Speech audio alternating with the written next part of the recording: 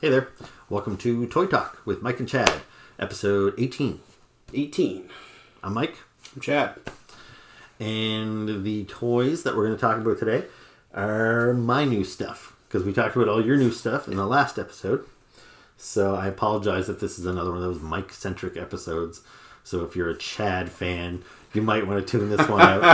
I don't know if I have any fans yet, aside from you. There's Chad groupies. We'll have to come up with a name for them. So this is a bunch of random stuff I got. First one I'll start with. I bought this one almost specifically so we could talk about it on the show as a talking point. I probably wouldn't have bought it anyway, but me and my wife were out shopping the other day. She was out shopping for practical things, and I was just kind of tagging along. But the problem with me tagging along is I cannot not buy stuff when I go out. She actually went to the mall tonight, and she asked me if I wanted to come. And I was like, no, because I don't have money to spend. Now I've got 2 paychecks left before Christmas now. And so I got to start thinking about buying other people's stuff. And if I went to the mall, I absolutely would have bought myself a new toy. I just don't have the will to not do it. So we were out going to stores that don't even have toys, essentially. And still I managed to find something. We went to Winners, which Winners is, I don't know what the equivalent would be in the States or something, but it's kind of like a big box discount. How would you describe it? Yeah, it would probably be... Oh, God. It would be like Kmart, maybe? It'd be like... I don't even know. It's a big store, but it's almost like a thrift store, almost, because they have supposedly high-end designer stuff. But it's never you can't go in and find 10 of a thing. They only have one of a thing. Mm-hmm. I don't know how to describe it. Anyway, they have a little toy section of junk. Yeah. It's usually garbage. And this is no different. So I found this figure, which I didn't know these existed. But they had this Spider-Man, and they had a Captain America, too. I almost bought the Captain America, but I resisted. Now, this figure was $4.99. Now, that's pretty dirt cheap compared to all the other toys you buy. I don't know that it was even worth $4.99, really. But the thing about it is it's a 3 3/4 inch figure. It's got unique packaging. There's nothing on the back. The back is pretty boring. But, the fact that they obviously got original artwork, Captain America had artwork on his packaging as well. And it looks to be a 5-point of articulation. It is essentially a ReAction figure. Mm-hmm. And, ReAction figures have just gone up locally. Now you're starting to find the bucks, $24.99. Well, at Toys R Us, they're $22.99, I think. But my comic shop, Strange Adventures, they just started selling for $29.99, up from $24.99. I think. Oh, right, that happened with the Nightmare Before Christmas. Yeah, and I think even at other retailers like Walmart and stuff, you're starting to see these things creep up in price. And it's just, I was looking at this and I was like, why is this figure $4.99? And yet I'm paying $20 to $30 for the exact same. I didn't open this guy up yet because I wanted to show you guys the packaging and stuff. There's no accessories, but most of the they call them Marvel Legends Retro, I guess, the little guys. They don't come with accessories for the most part. I actually have one that I'm going to talk about today. Maybe I'll move on to him, but this is Cyclops. So I bought him actually at a grocery store the other day. They had him at Superstore. Right.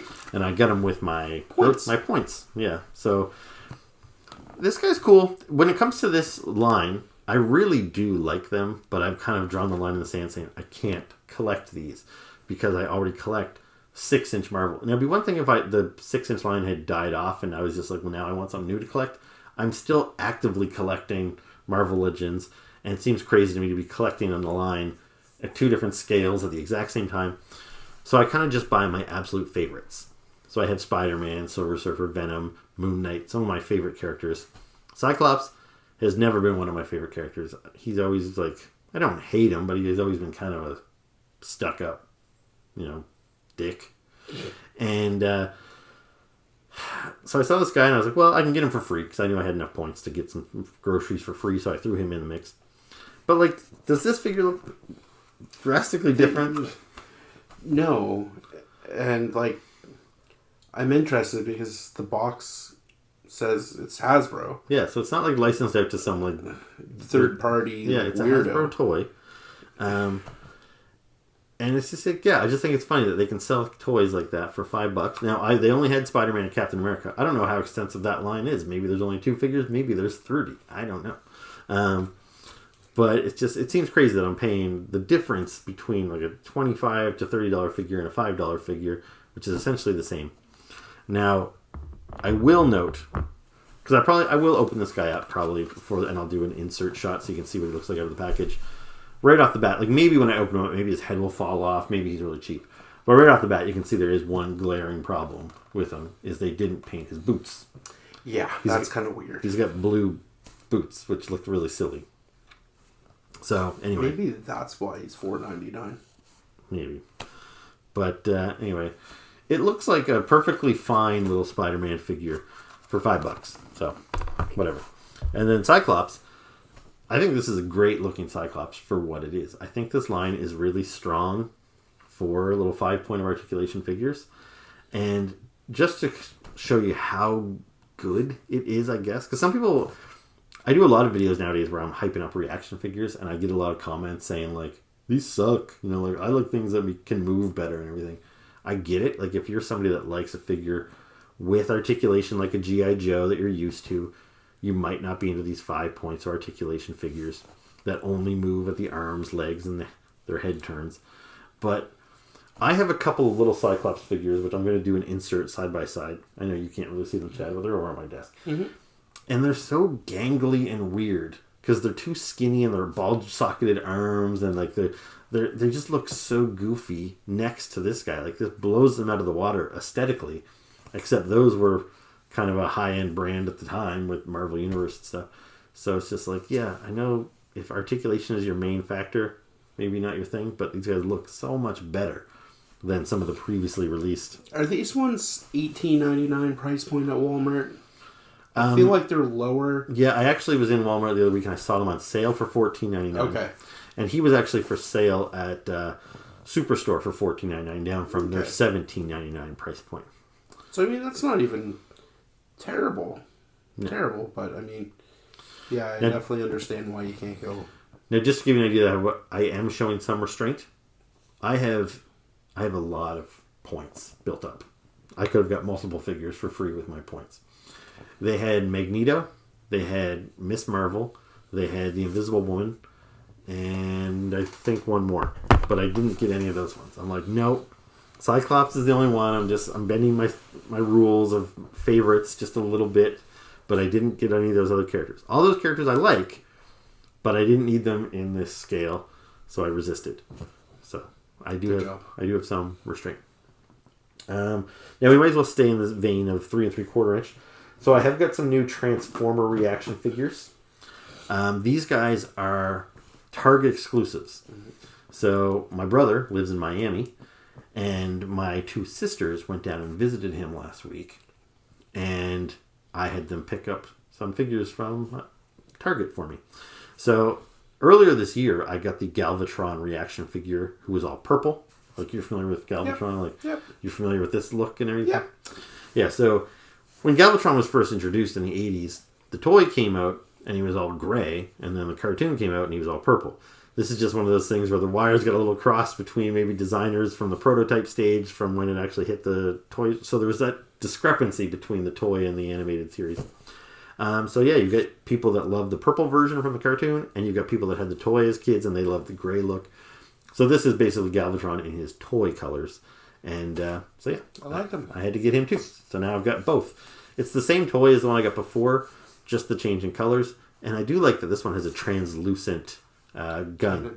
Yeah, that's like more like the vintage toy as opposed to the solid orange on the other one.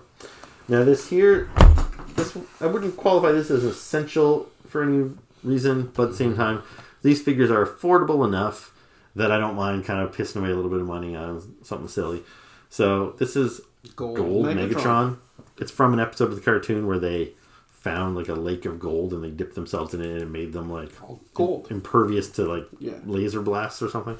So there was an Optimus Prime and a Megatron, but they only found Megatron for me. But I already have Megatron in 3 colors. I have standard Megatron, black Megatron, purple Megatron, and now I have gold Megatron. There's just something about these ReAction figures that seems so easily collectible. They're cute. They're cute. And it's a nice gold. Like, that's a nice It's sheen. like actually hurting my eyes looking at it. Yeah, like it's a cool figure. So here's a closer look at the shitty Spider-Man outside of the packaging. So yeah, he's not so bad. You know, they even painted the spider on his back. I wasn't sure if that was going to be painted or not. But you can see there he does turn at the head, his arms forward and back, his legs forward and back. So he moves just like a ReAction figure. This is a fine figure. The only problem really is the unpainted boots. But otherwise, like, he feels like a good quality plastic. Yeah, there's really nothing cheap about him. So, yeah, I don't know. He's not bad. Here he is compared to some other 3 3/4 inch Spider-Man figures. This one's from the old Marvel Universe line.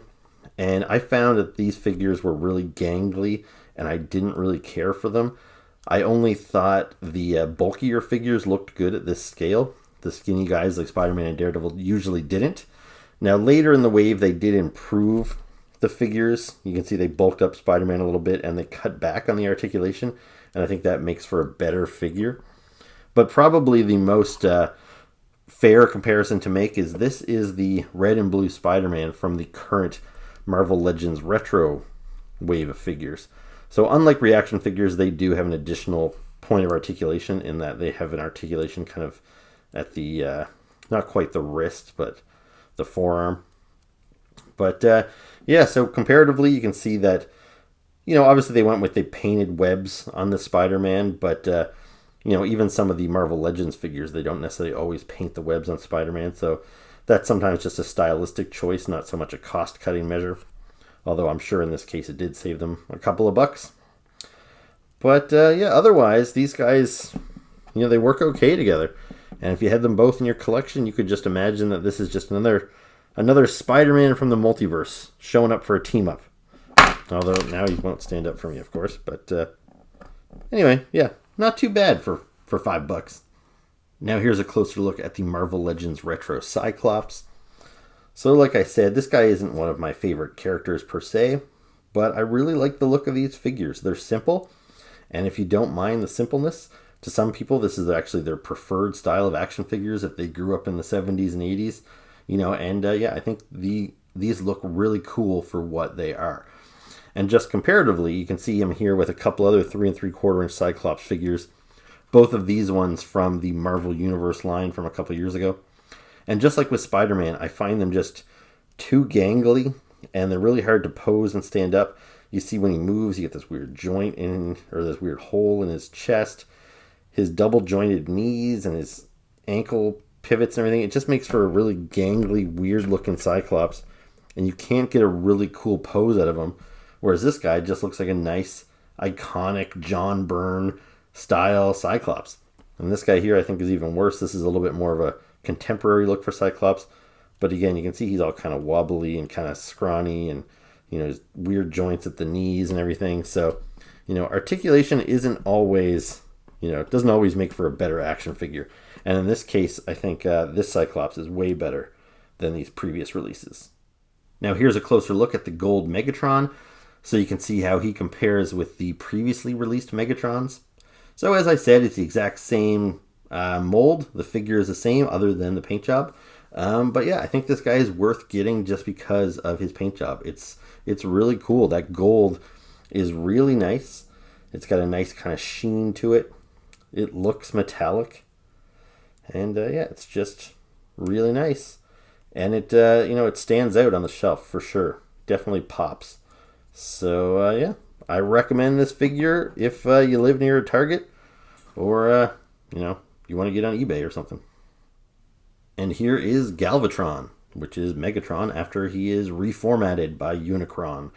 And so I got this figure a while ago, and if you saw my review of this figure initially, I was a little let down by this figure. I was really looking forward to it because I really like Galvatron as a character, but I found he has this really, really big neck, and it just looks awkward on him. So obviously that hasn't changed with this new version. He still has the big neck. However, just the fact that his neck is silver here and his face is a dark gray, it doesn't look so much like he has this big fat neck, like double chin, the way you get on this one, because the neck and the face are the same color. So he just looks like a really overweight guy. But yeah, here he's got the old toy colors. I think he looks really good in these colors. And because of that neck issue, or the issue on this one, the fact that the colors are the same, I think this is the superior Galvatron ReAction figure, even though I think I prefer the purple colors on Galvatron. I also really like how he's got the translucent. You can see through that gold cannon on this one, whereas this one, it was a solid painted orange. So yeah, cool figures, but if you could only get one over the other, I would say go with this new toy colored one. Now this is a 2-pack I was excited about. This is from Super 7. So this is more ReAction figures. So this is... Yeah. These characters don't have names as far as I know. But from the old Beastie Boys Intergalactic video, where, they have the robot and this squid creature. Basically, they're kind of like knocking off Power Rangers or Godzilla. This guy's basically made out of cardboard boxes. Like, he's a real ghetto-looking robot. And then this squid guy, who's basically just got an octopus plopped on top of a head of somebody wearing like a dress or something. Like, they're intentionally bad, but they're punching over cardboard box buildings and all that sort of stuff. And it's the kind of thing, like, I loved that video. That's a great song when I was a kid or a teenager. And I never thought I would ever get action figures of them. I never thought I wanted action figures of them, but here they are. Once they were announced, I was like, I gotta have those.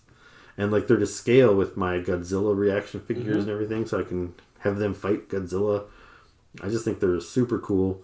The box was super cool. I'll have to show a little insert of it. One thing that seems like a missed opportunity is, you see he's got like a little pocket on his chest? Yeah. In the video, the Beastie Boys are in his chest. And I don't know why they didn't give you like a little insert of... They didn't have to... They could have been unpainted or something, but just 3 little Beastie Boys to plop in there. Seems like a missed opportunity. This guy's pretty cool. Yeah, I hope they give us ReAction figures of the 3 Beastie Boys in their intergalactic outfits. I imagine they will. But, they're fun figures. So here is the packaging for the Beastie Boys figure. So very cool. The box is the shape of the robot's head. It's got this kind of metallic, reflective, like foil eyes on the robot. Beastie Boys up top. On the back, it's just the back of the robot's head. You've even got the little like headphones on the sides. And then this sleeve slides off like so. And that's where the figures were contained. But of course, I've already opened them. And there you see you've got this nice little backdrop. Well, like inside there's a backdrop with little buildings. And then there's also a foreground with little buildings. So it makes like a nice little diorama if you had kept it in the packaging. The buildings wrap around on the side. And on the back, you get a little intergalactic map with some fun little details. So yeah, pretty cool. So here's a closer look at the figures.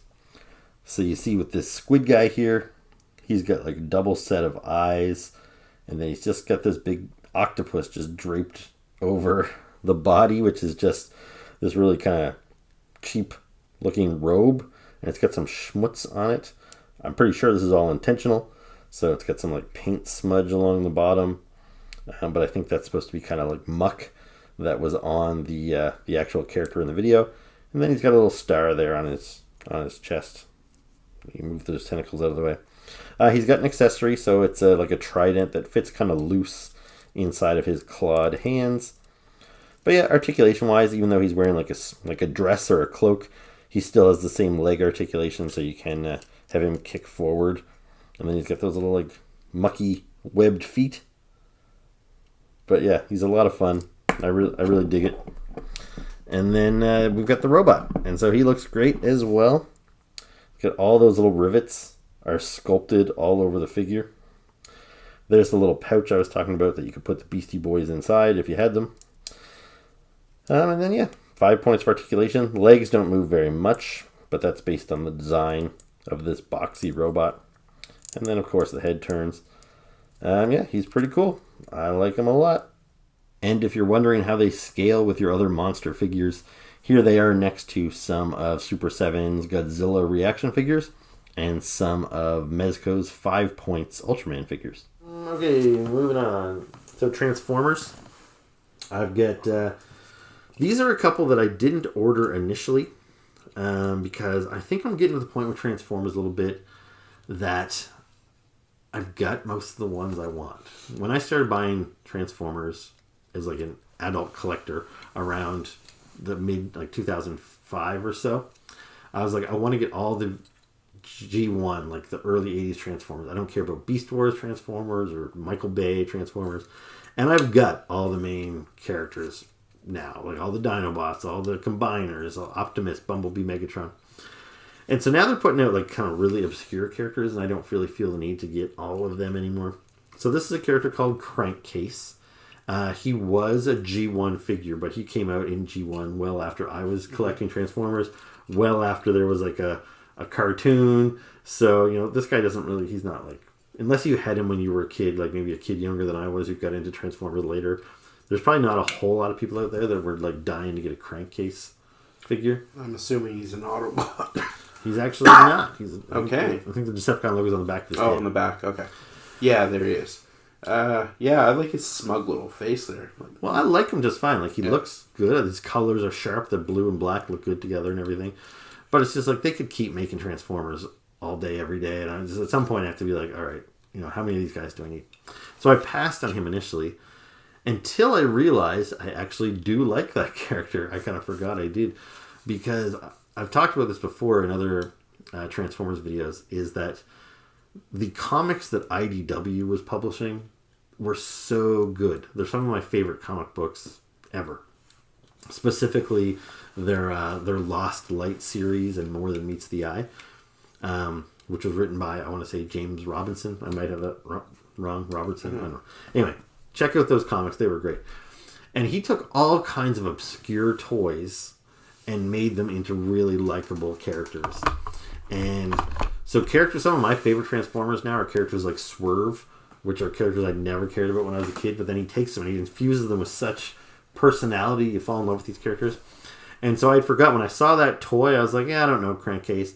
And then I was like, oh shit, he's one of those guys from the comic book, and who he had given like a personality and things to, so then all of a sudden he became like a must-have. Mm-hmm. I ordered him. Here he is. And then here's another guy. And this guy I have so little attachment to, I can't even remember his name off the top of my head. I think it's Jazz Jr. Oh, fuck. I don't know. And he's a Target Master, so he's one of these characters. He has two names on the box because his name's like Crossweave. I don't know. Anyway, I'll do an insert shot and I'll tell you what his name is. But see, he also comes with a little Target Master guy, so his gun is another dude. So the packaging says so and so and so and so, and you get the two of them together. So anyway, so this is a guy, I don't have any attachment to him, but he is a G1 character. It's not like he's just some new thing they came up with. There was a toy, a Target Master of him. He came out in probably like 87, 88 after I had stopped collecting Transformers. But it's only because I decided to get Crankcase, so I was like, well, I might as well get this dude too. Right. So, anyway, any thoughts? He looks cool. The face, though, does remind me a lot of Jazz. Yeah, colors-wise, he looks a lot like Perceptor. Yeah. I'll talk about this more when I do the insert, but like, this is actually, I don't love this figure because he's got some really wonky articulation. I'm noticing that on the shoulders. Yeah, his arms are really bad for articulation, but anyway, we'll talk about him in more detail in a minute, but there you go, that's that guy. So here is a closer look at Crankcase, and this guy's name is Point Blank, and his little Target Master buddy is Peacemaker. So I'll just give you a chance to take a look at them close up.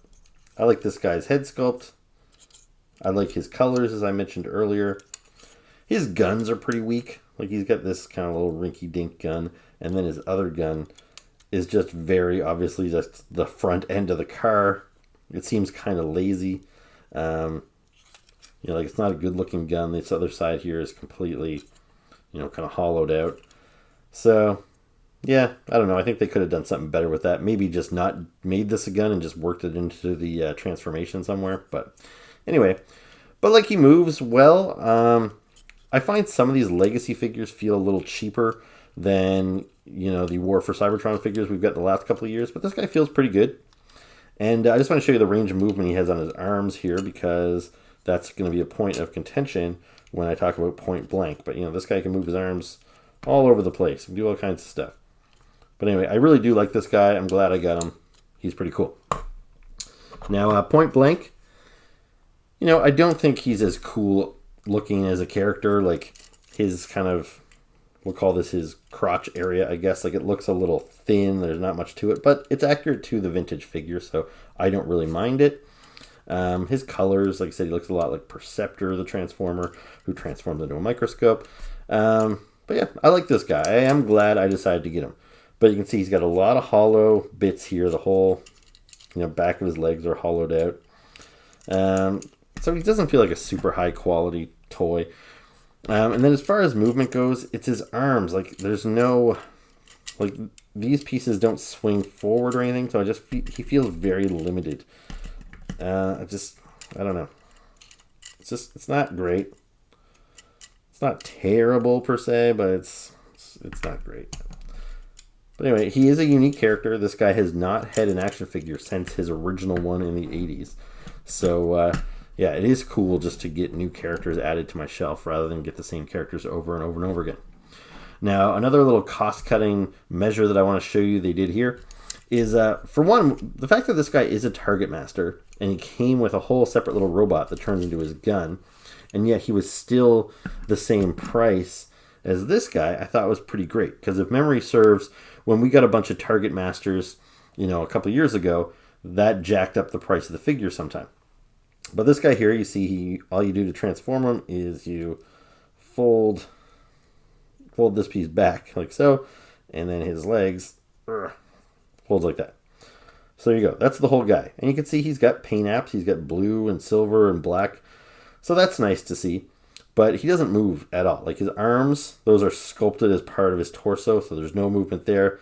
Head, no movement there. And his legs, you can only move them forward as like a single unit because that's all one piece of plastic. So he's kind of, simple and kind of cheap. It's probably accurate to how the vintage ones were. I don't have any to really compare. But we did get a bunch of Target Masters a couple years ago, as I just said. And this is what they looked like. So you can see the other Target Masters were quite a bit taller. And these guys moved. So his arms, they're ball jointed, so he's got movement there. The head, I think, maybe moves. I don't know. It looks like it's a separate piece, but it's too small to move. But his legs are also separate pieces, and they can swing, he can kick, he can do the splits. So the other Target Masters were a lot nicer. If this is what we're going to start getting now, it's kind of a shame, the lack of consistency. I'm not too bummed about it because I was never really into the Target Masters. I had stopped buying Transformers by that point in time in the 80s, so I don't have any real attachment to these characters. And there's already a few Target Masters I'm missing from my collection. And if I never get some of these little gun characters, I don't care that much. But if that was your era of Transformers and you were stoked to be getting these modern versions of them in the last couple of years, you were probably quite happy to see these upgrades. And it probably kind of sucks now to go back to these little simpletons. But anyway, not a huge deal to me. Both these guys are okay. All right, so I've got a bunch of Masters of the Universe figures lately. And just yesterday or this morning. Yeah, I posted a new video, Masters of the Universe Wave 10 review. And I also have Wave 11. So I'm going to do a Wave 11 review coming up soon. Right. Now, this is a Masters of the Universe figure that I'm going to show you here in this catch-all video because those videos there are specific to Waves of Origins. Mm-hmm. I don't typically buy a whole lot of the 6-inch figures that are coming out nowadays, but I have caved a couple of times. So this is Zodak from the Masterverse line. So this was one of, I think, 4 figures in this wave. He's the only one that I bought. Do you know Zodak? He looks familiar. Yeah, he's again, it was like I watched He-Man, but I was so young. Like, he's one of the original guys. Yeah. He's been there since the beginning of Masters of the Universe. Where Merman was my early favorite. My brother Doug liked Zodak. So Zodak was Doug's guy. Kind of got replaced by Trapjaw when Trapjaw came out the following year. But Trapjaw was a bad guy. So in Doug's mind, this was his favorite good guy. And Trapjaw was his favorite bad guy. For me, it was more like Buzz Off and Merman were kind of my guys. So I kind of like he is cool, but I like him more kind of just because of how much Doug liked him, I guess, so to speak. And this is one of those characters that when I was collecting the Masters of the Universe Classics line, which is this toy line that you always see displayed behind us. So this was a toy line that was made by Mattel from about 2009 to about 2019. And in that 10 years, they made like over 100 figures. It was very deep line. They covered figures from the movie, from the cartoons, from the mini comics. I have a pretty close to complete Classics line. I don't have Zodak. I missed Zodak when he came out because these figures were very limited. They came out, you had to buy them online. They came on sale like one day and then they sold out. And I tried to always get the figures, but I missed out on Zodak. And so he is one of the biggest holes in this collection. I look behind me there, I'm like, oh, it sucks that I don't have Zodak. So this new line, I have a Zodak. He doesn't blend in perfectly with the other classics, but he is the same scale. Close enough. Close enough. Like height-wise, he's right up there. He's not as bulky, because those guys all had like very muscular torsos. Like this guy's a little slimmer. If anything, he's a little bit more unique, because those guys tend to reuse the same buck like body mold all the time. This one here, I think they create new ones for the characters a lot more frequently. So anyway, I think this is a really cool looking Zodak figure. He is a heroic character, but he's kind of a sit back and watch kind of character too. He's like, he doesn't really, I think he's kind of similar to, his name's escaping me right now, from the New Gods, Metron, that sits in his chair and kind of observes. He's got a chair he kind of like floats around on. He's kind of got that vibe to him. But anyway, to me, he's like a pivotal character because he's from like Wave 1, Masters of the Universe. He got a lot of screen time when we played as kids because he was Doug's favorite. So he was a character that I've wanted in my collection for a long, long time. I was happy because I got him in Origins like a year or two ago. But even then, those Origins figures are so separate from my Classics collection. Yeah. But this guy here, he kind of finally fills that hole that I've had in my Classics collection. So, yeah. That's him up in the back right next to Jack. Yeah, I've got him riding a little Wind Raider or something up there. So, yeah, pretty cool. And they have tweaked his design a little bit. Like, the helmet gives off sort of like a hybrid of an insect and the Rocketeer to me. Like, I don't know. It's a cool helmet. Like, I always felt like, I don't know if he was influenced by Metron, but he has like a New Gods vibe to him. Like, he's something Jack Kirby-esque about him. So, he's just cool design. I like his... He's weird because he looks like he's a human guy, but then he's got these like monster feet. Yeah, or are they boots? No, they're monster feet. And that goes right back to the original. When they kind of had a heroic body, like He-Man had a heroic barbarian body that they repainted to use for Man-at-Arms and for Stratos, for all the characters.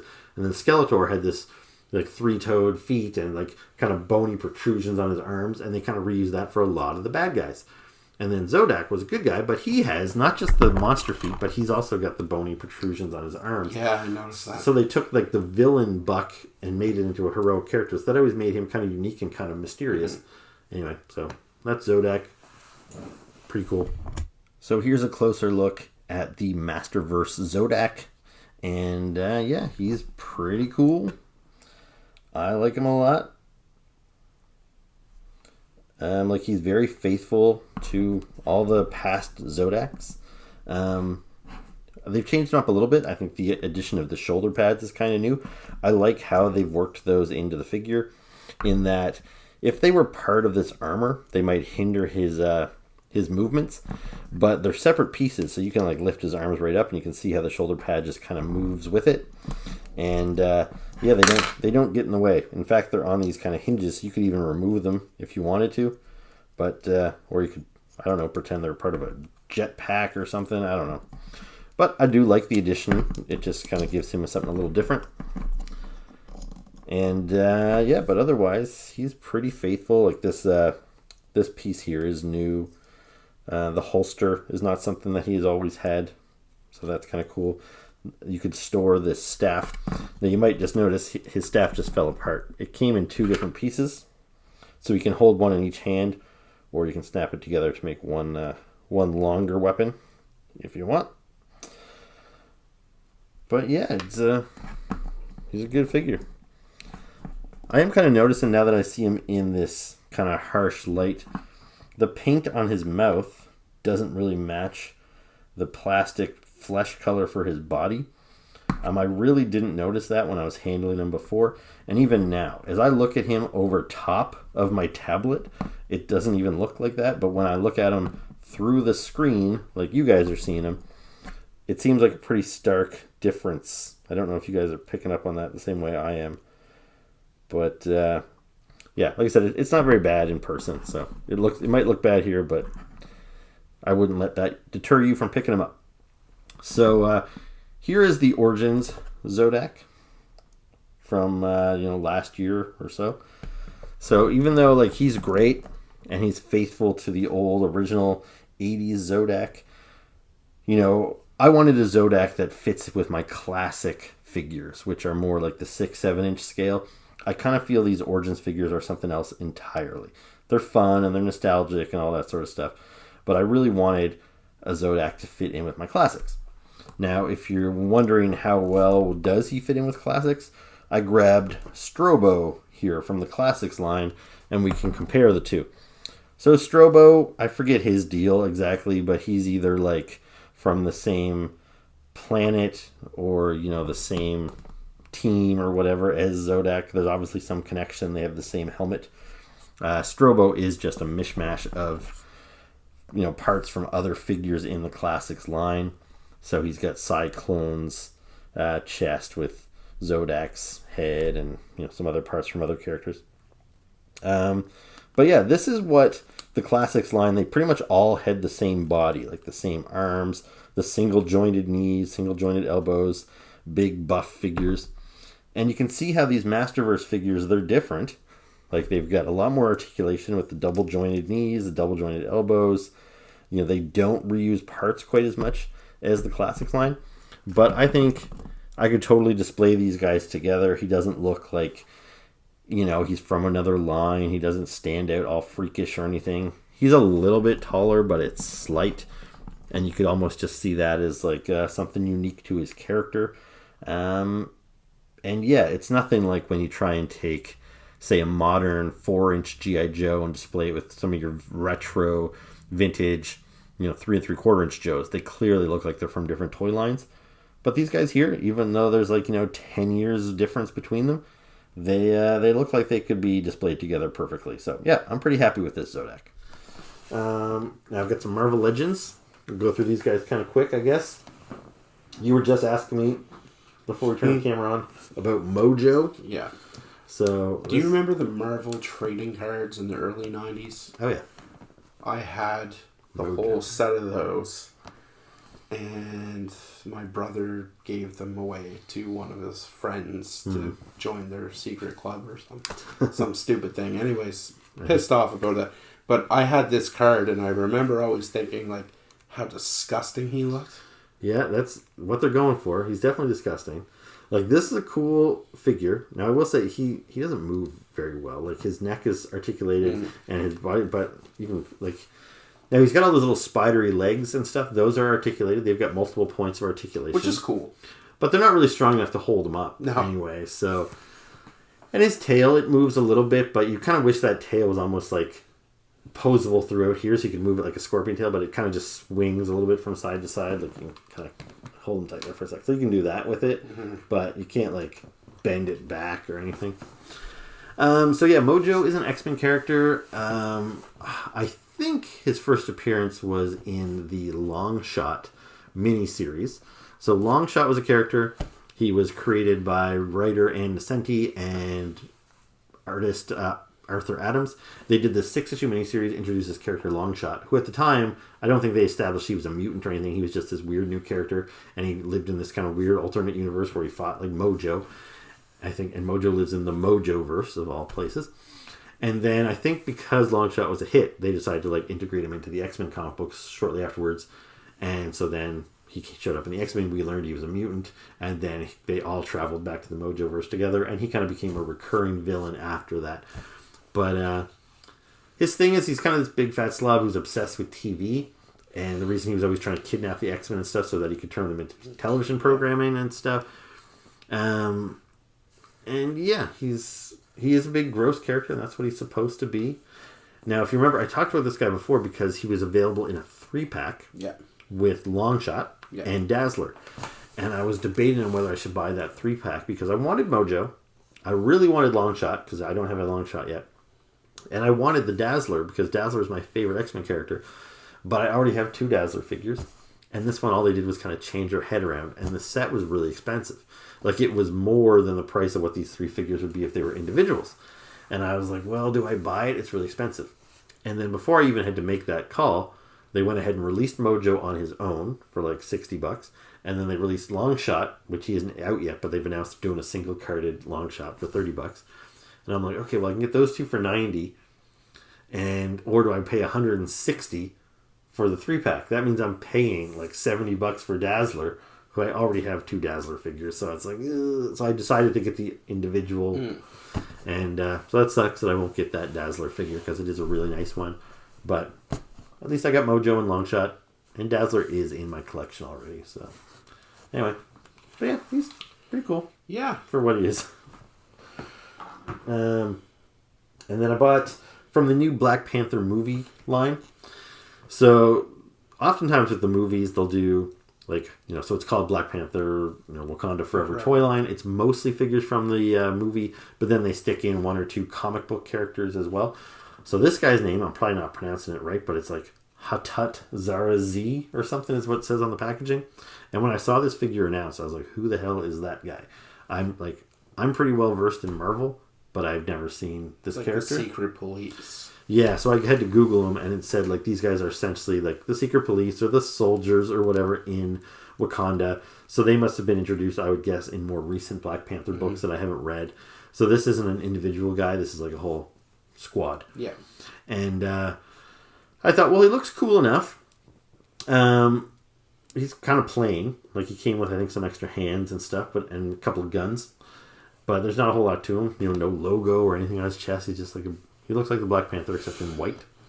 But as I told you before, the main reason I bought him is not so I could have a Hatut Zeraze in my collection, but is because one of my a character I really liked from the 80s was this character White Tiger, who since died.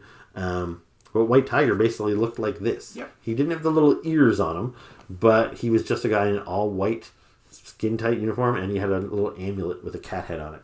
So I might have something in my bag of spare parts, some necklace that I can put on around this guy's neck, and then he'll be a pretty good stand-in for White Tiger in my collection. So that's why I bought him.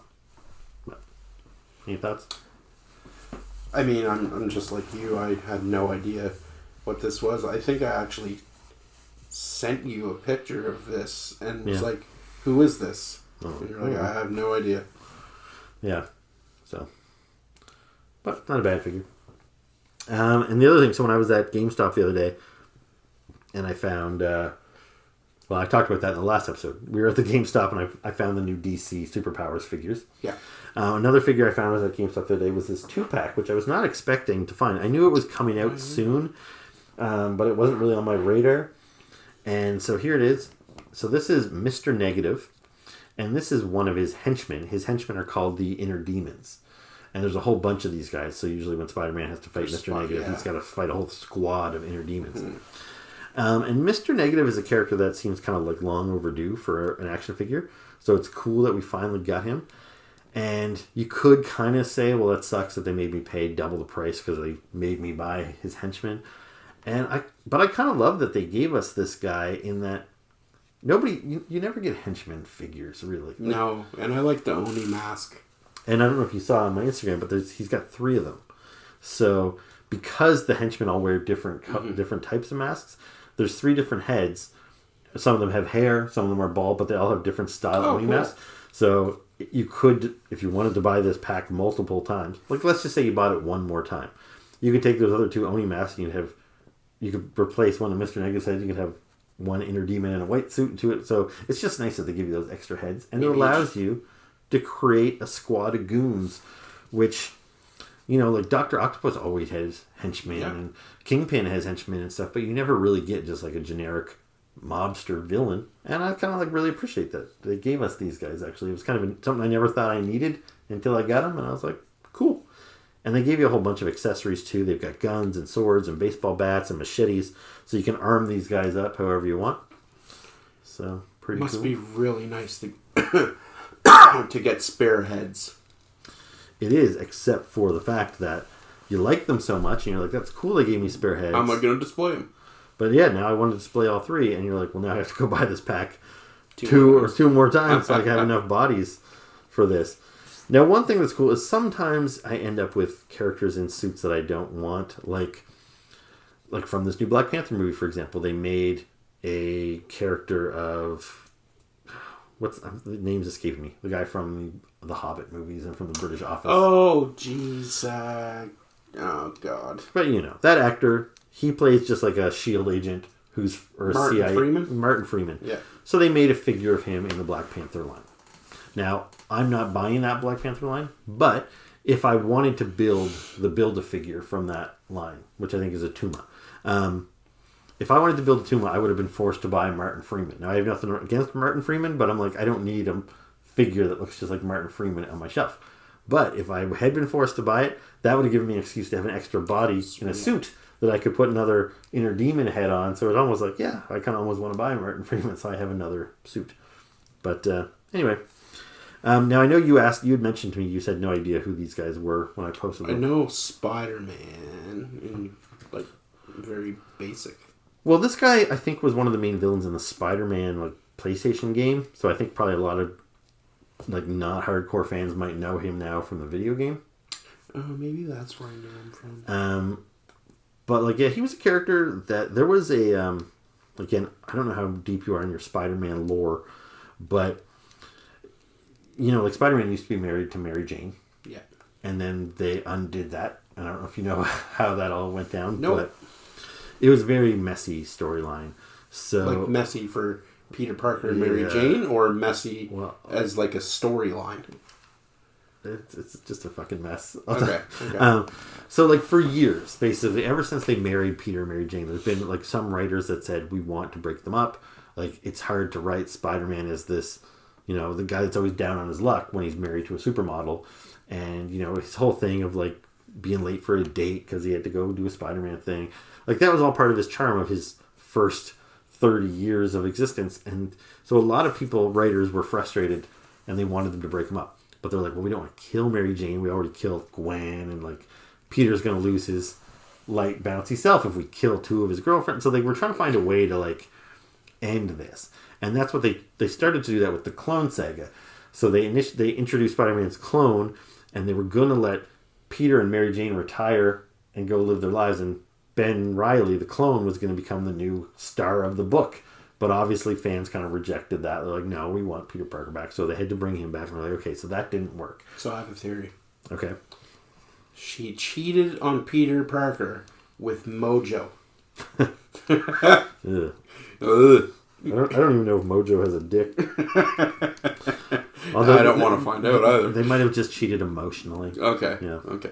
But anyway, so what they did, and I don't know, there had to have been a better way to break them up. But Aunt May, who has been at death's door so many times over years, so Aunt May was dying.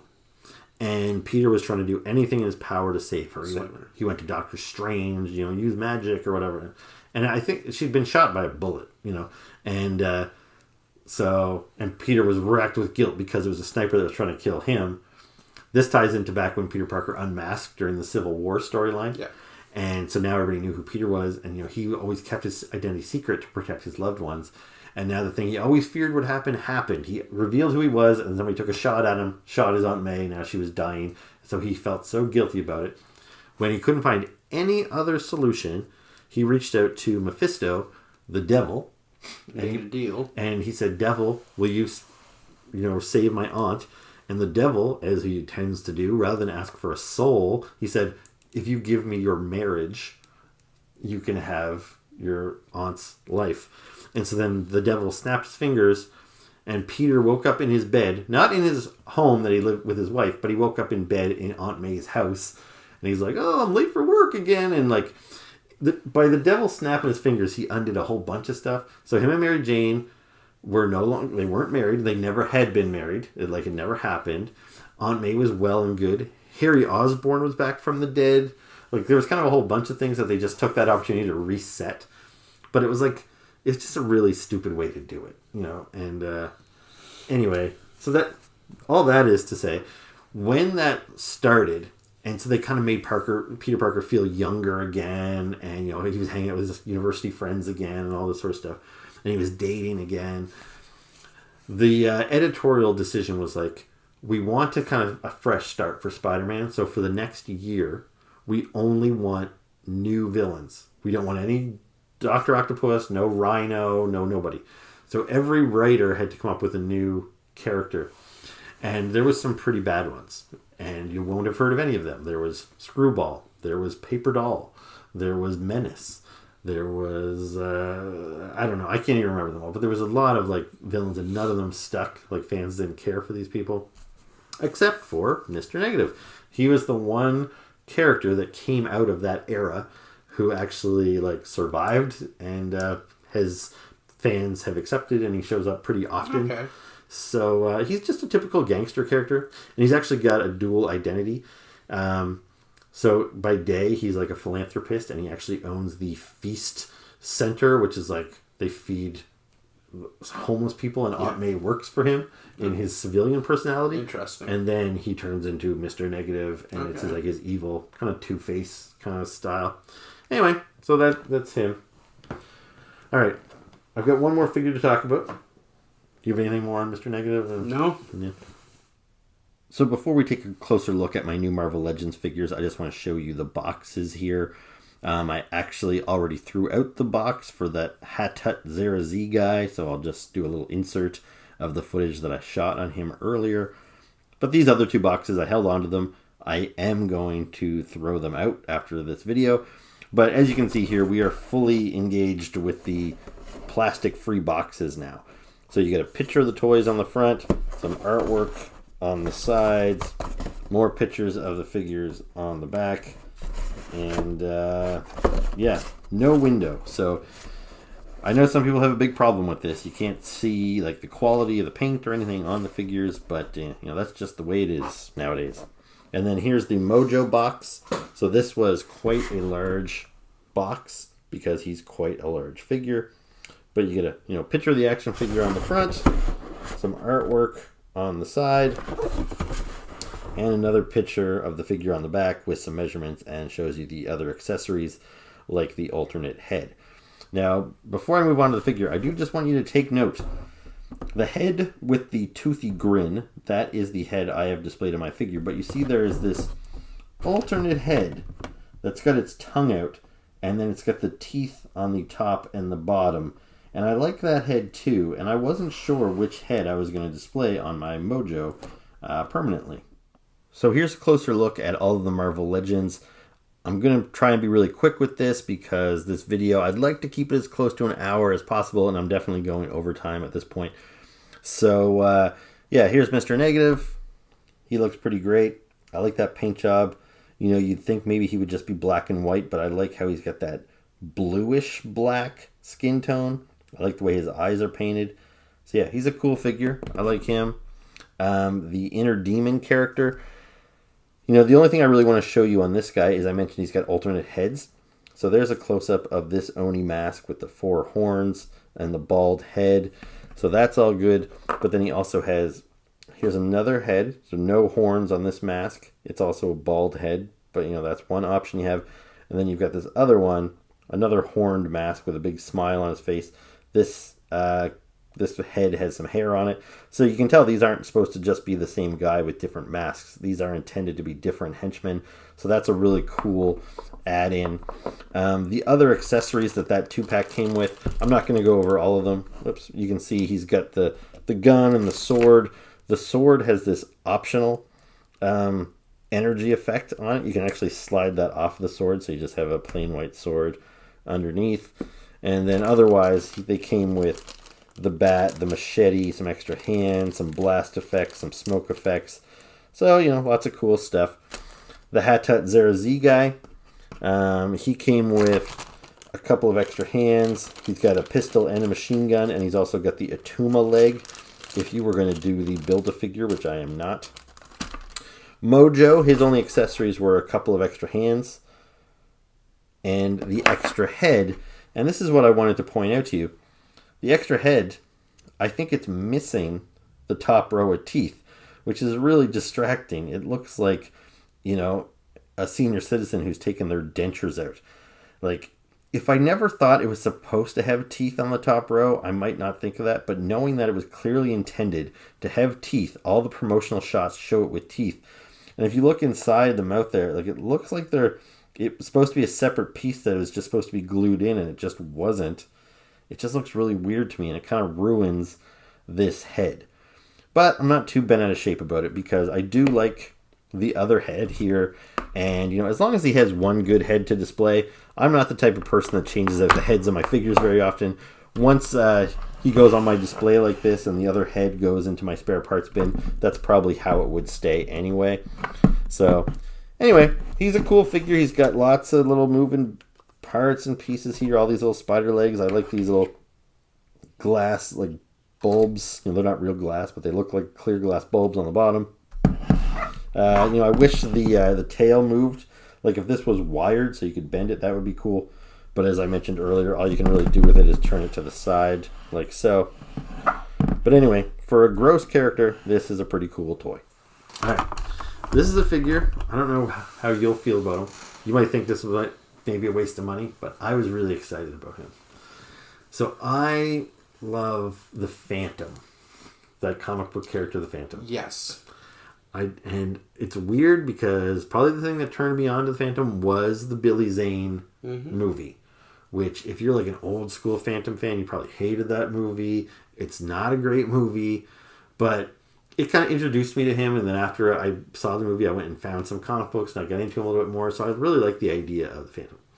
And so I've wanted a good Phantom figure for a really, really long time.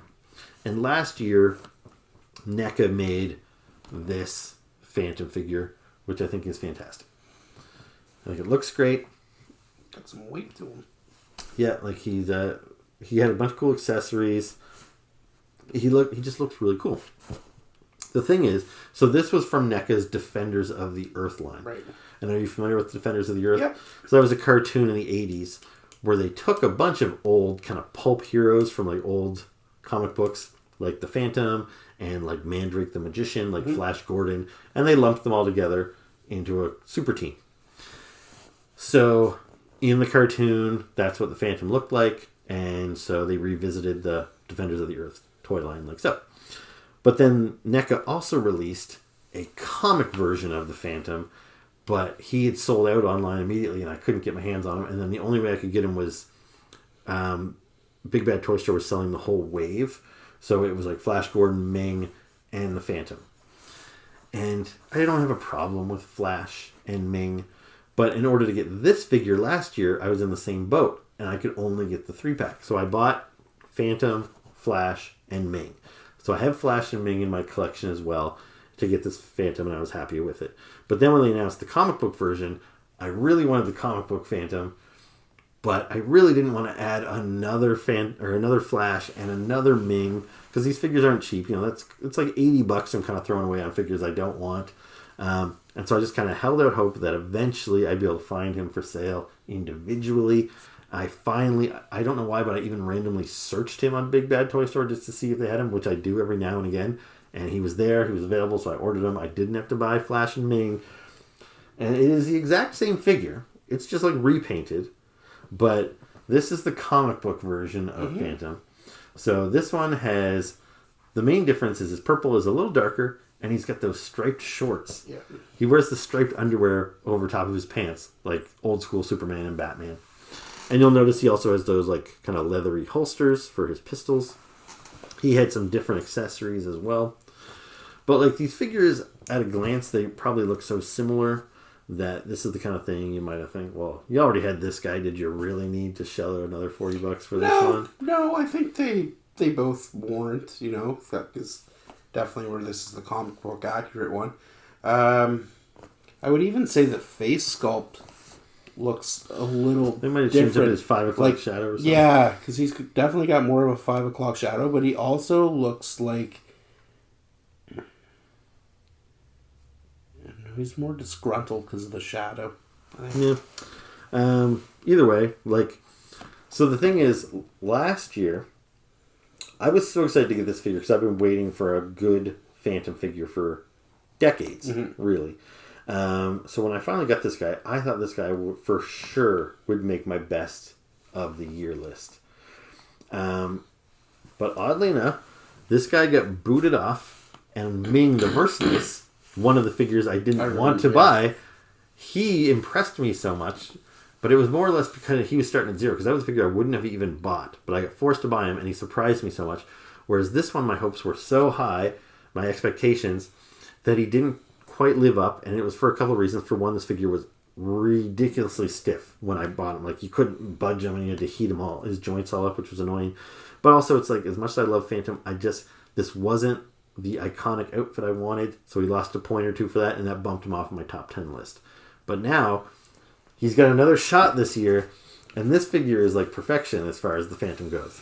Like, it's got that same great sculpt, but the purple and the shorts.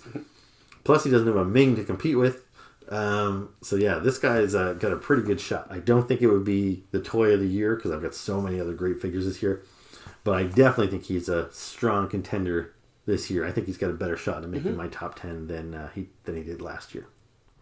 So here's a closer look at NECA's Phantom. And as I mentioned, I think this guy is awesome.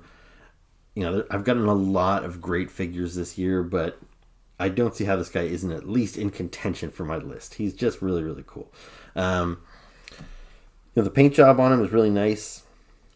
Like, if we talk about that kind of 5 o'clock shadow, it's really subtle on his face, but it just adds to the realism. The fact that he's got a little bit of kind of stubble painted on there. I don't know if you can really see that, but it's just like all these little fine dots. It's very realistic.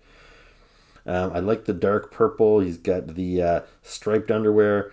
You can see his little belt buckle there. The holsters there, they feel like almost like leathery. Like, it's not a hard plastic or anything. It's kind of hard to describe, but this whole belt here, it's kind of rubbery and it feels like leather. He's got his 2 pistols. You can see he's got his rings. The Phantom wears 2 rings on each hand. Very cool.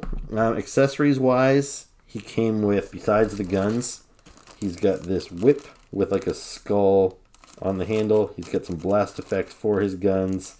He's got this skull that he holds on to, and then some additional hands. So I've got him with his pistol hands that have a trigger finger, but he also has like open hands and then closed fists as well. So it's cool to have all those options.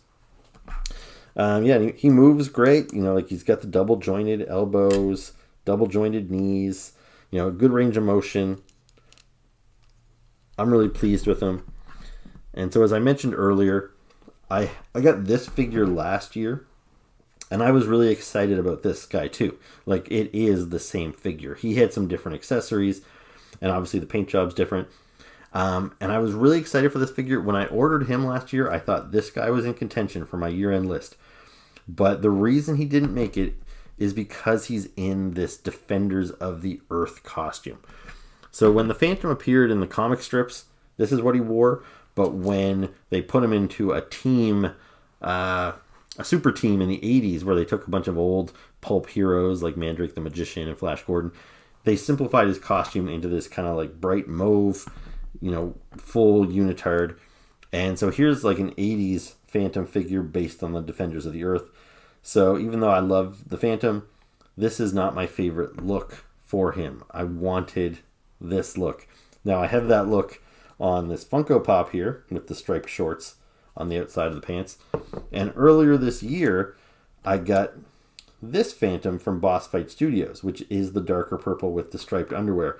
And as great as this figure is, I've just kind of moved my focus away from 3 3/4 inch figures. So even though I got the Phantom in the colors I wanted earlier this year, I don't really think this figure was even in contention for my best of the year. He's cool, but I knew this figure existed, and even though he was kind of a pain in the ass to get, I was glad that I was finally able to get him before the end of the year because I think he's fantastic. And the more Phantoms, the merrier, I say. Okay, so thank you for watching. I hope you enjoyed this kind of random mishmash of some of my latest toy purchases. Thanks for sticking around and hey man, no problem, and reacting to those, I guess. Yeah. Anything else for this episode? Anything I don't think so. No, I actually like that Phantom. Okay. Cool. So yeah, we should wrap this up. We just shot 2 back-to-back episodes tonight, so yeah, come back soon for another episode. I'm sure we'll either both be back or I'll be back very soon with another one. So make sure in the meantime to like this video, subscribe to this channel. And you know what? Comment. I just wanted to say, like, I've been doing this, I think, pretty much since my first video almost, where I say, you know, like, subscribe, hit the button. I hope people are smart enough to know that, like, because I know some YouTube videos, they put all kinds of links in their video. Mm-hmm. Look, windows come up and you can click that and it'll bring you to another video. I don't know how to do that. So, for one, if I ever show you a still image of, like, a past video I reviewed, I wonder if there's ever people that are trying to, like, press it and watch that episode. But I also wonder if anybody ever hits the screen thinking that those like and subscribe buttons do anything, because they don't. I always post it in here, an image of the like and subscribe. Don't hit them there. Hit them down there. Hit those like and subscribe buttons. They're right down here. Yeah, and comment below as well. And and that's all I really want to say. So, like, subscribe, comment, tell your friends. Come back next time. Ciao. Keep collecting.